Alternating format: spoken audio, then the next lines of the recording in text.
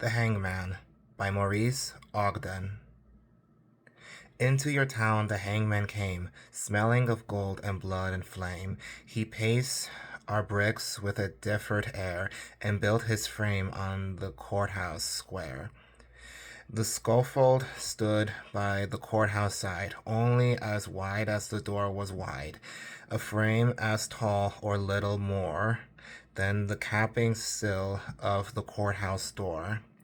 And we wonder whenever we had the time who the criminal, what the crime. The hangman judged with the yellow twist of knotted hemp in his busy fist.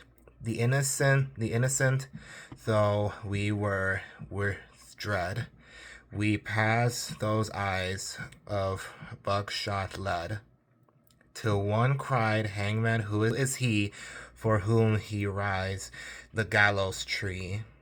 Then a twinkle grew in the backshot eye, and he gave us a riddle instead of reply.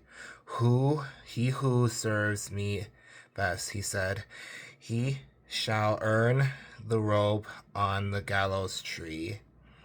He stood, and he stepped down and laid his hand on a man who came from another land, and we breathed again for another's grief.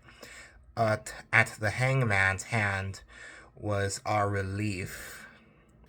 And the gallows frame on the courthouse lawn by tomorrow's sun would be struck and gone. So we gave him way, and no one spoke, out of respect for his hangman's cloak. The next day's sun looked mightily done on roof and street in our quiet town. The next day's sun looked mightily down on roof and street in our quiet town, and stark and black in the morning air, the gallows tree on the courthouse square, and the hangman stood at his usual stand, with the yellow hemp in his busy hand, with his buckshot eye and his jaw like a pike, and his air so knowing and businesslike.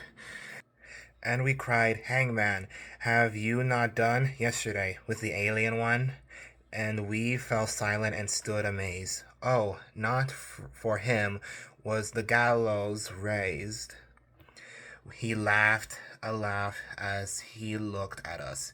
Did you think I'd gone to all this fuss to hang one man? That's a thing I do. I stretch the rope when the rope is new.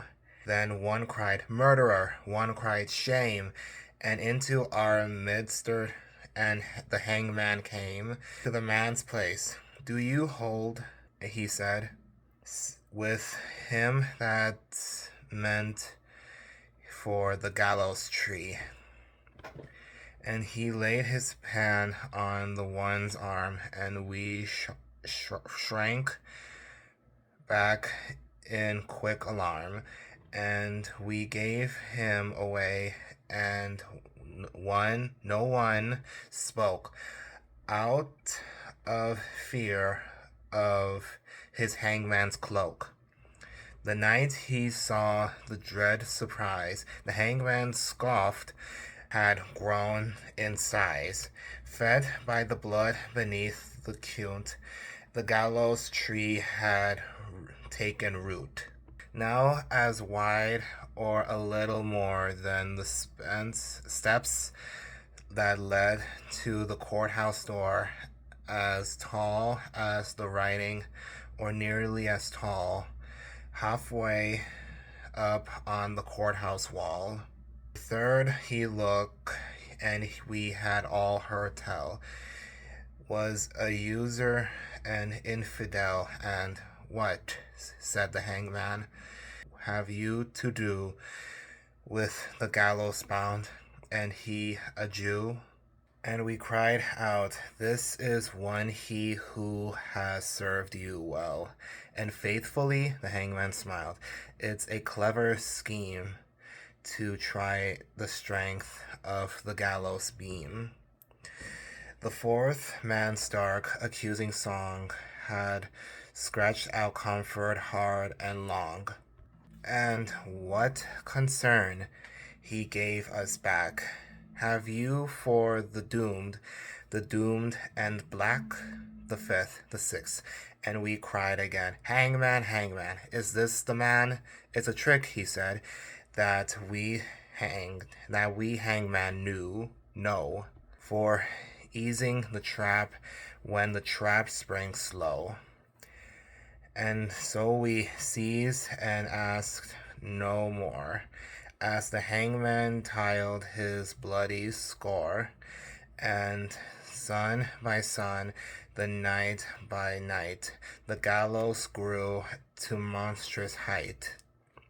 The wings of the scaffold opened wide till they covered the square from side to side, and the monster's crossbeam, looking down, cast its shadow across the town. Then through the town the hangman came, and called in the empty streets my name. And I looked at the gallows soaring tall and thought, there is no one left at all, for hanging. And so he calls to me to help him pull down the gallows tree. And I went out with right good hope to the hangman's tree and the hangman's rope. He smiled at me as I came down to the courthouse square through the silent town, and supple and stretched to his busy hand was the yellow twist of the Hampton Strand, and we whistled his tune as he tried the trap, and it sprang down with a ready snap. And then, with a smile of awful command, he laid his hand upon my hand. You tricked me, hangman, I shouted then. They are skulls as was built for other men, and I no henchman of yours, I cried. You lied to me, hangman, fully lied. Then a twinkle grew on the backshot eye. Lied to you, tricked you, he said. Not I, for I answered straight, and I told you true. The scoffle was raised from none but you. For who was served me more faithfully than you was with your crowd hope, he said. And where are the others that might have stood side by your side in the common good? Dead, I whispered inamiably. Murdered, the hangman corrected me. First the alien, then the Jew. I did no more than you let me do. Beneath the beam that blocked the sky, none had stood so alone as I, and the hangman strapped me, and no voice there cried, stay, for me in the empty square.